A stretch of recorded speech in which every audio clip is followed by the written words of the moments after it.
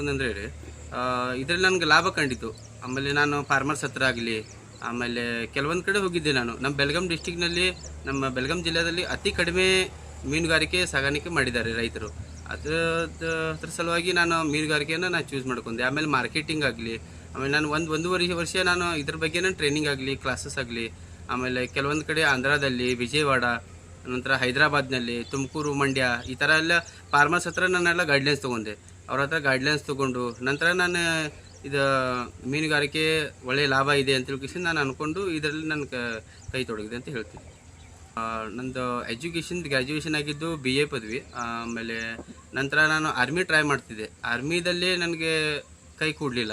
ನಂತರ ಒಂದು 5-6 ವರ್ಷ ನಾನು ಆರ್ಮಿನಲ್ಲಿ ಟ್ರೈ ಮಾಡಿದೆ, ಅದರಲ್ಲಿ ಕೈ ಕೂಡಲಿಲ್ಲ. ನಂತರ ನಾನು ಏನಾದರೂ ಬಿಸ್ನೆಸ್ ಮಾಡಬೇಕು, ನನ್ನ ತಂದೆ ಜಮೀನಲ್ಲೇ ಏನಾದರೂ ನಾನು ಮಾಡಬೇಕು, ಸಾಧಿಸಬೇಕು ಅಂತೇಳಿ ಒಂದು ಛಲಪಟ್ಟೆ. ನಂತರ ನನಗೆ ಮೀನುಗಾರಿಕೆ ನನಗೆ ಕೈ ಹಿಡಿತು.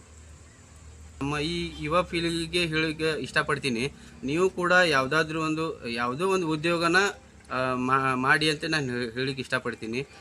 ಇವಾಗ ಬಿಸ್ನೆಸ್ ಎಲ್ಲರೂ ಮಾಡ್ತಾರೆ, ಬಟ್ ಅದರಲ್ಲಿ ಒಂದು ಗೈಡ್ಲೈನ್ಸ್ ಅಂತ ಇದ್ದೇ ಇರುತ್ತೆ. ಒಂದು ಕ್ಲಾಸಸ್ ಆಗಲಿ, ಯಾವುದಾದ್ರೂ ಒಂದು ನೀವು ಬಿಸ್ನೆಸ್ನ ಮಾಡಬೇಕಾದ್ರೆ ಒಂದು ಒಳ್ಳೆಯ ಅಭ್ಯಾಸ ತೊಗೊಂಡು ನೀವು ಮಾಡಿ ಅಂತ ನಾನು ಹೇಳಲಿಕ್ಕೆ ಇಷ್ಟಪಡ್ತೀನಿ.